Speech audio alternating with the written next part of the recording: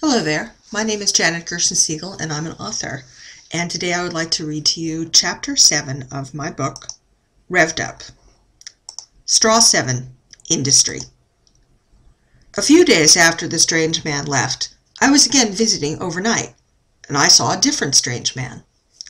This time, this one did not darken my parents' door. Instead, he went straight to the correct home, the POJ family home.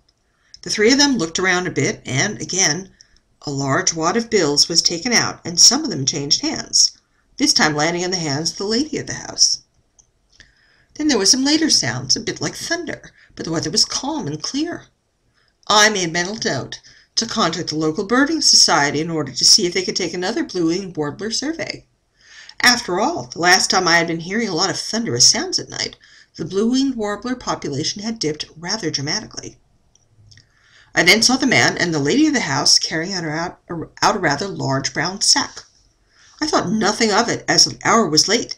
It was nearly 10:15 in the evening, you see, and it was time to get settled in for the night. The following morning there was a second car in their driveway. This one was more of a sporting model of some sort.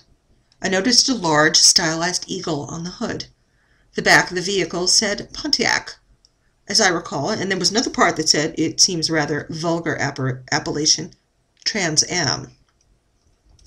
This sort of work continued. I did not always see it, for I'm not always at my parents' home. As a divorced mother of two, I do work part-time. My parents informed me that there were a few more nights of unexplained thunder.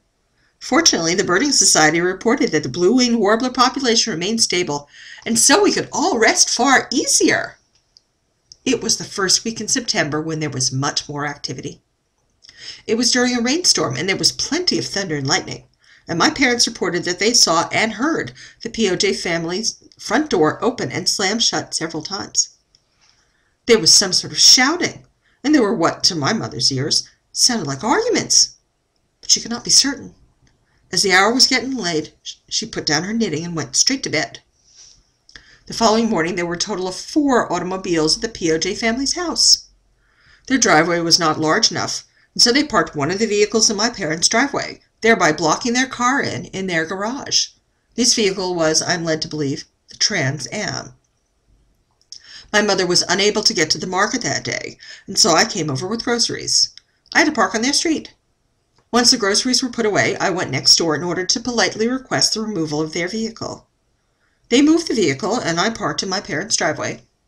During supper, we heard a noise, but did not investigate until later. We discovered that the Trans Am had been parked right in front of my parents' driveway, thereby effectively blocking my minivan. When I went over, in order to inform them of this fact, they were not at home. It was getting late, and so I elected to spend the night at my parents' home. This was rather unexpected, and so I was forced to contact my ex-husband so that he would take the children for the night. This forced me to speak with the FLOOZY, and that is never a good thing, officer. After several minutes of patient explanations, I was able to convince her to accommodate the children for the night. The following morning, I went next door in order to request the removal of the Trans Am. The door to the POJ family's house was not answered. I tried several times, at 8, 9, 10, and 11, 11:30 in the morning, noon, 12:20, 1, and then 2:30 in the afternoon, when they finally answered the door. They were disheveled and barely awake, as per usual. I requested the removal of their vehicle. I further suggested to them that it would be a good idea for them to expand the size of their driveway, as they apparently were now in possession of 4 vehicles: the El Camino, the Trans Am, a sport utility vehicle of some sort, and a Cadillac. Given the time of day and their somewhat less than immaculate appearance, I took it upon myself to presume that they had thanked me for my suggestions. The Trans Am was removed 2 hours later, and I was on my way.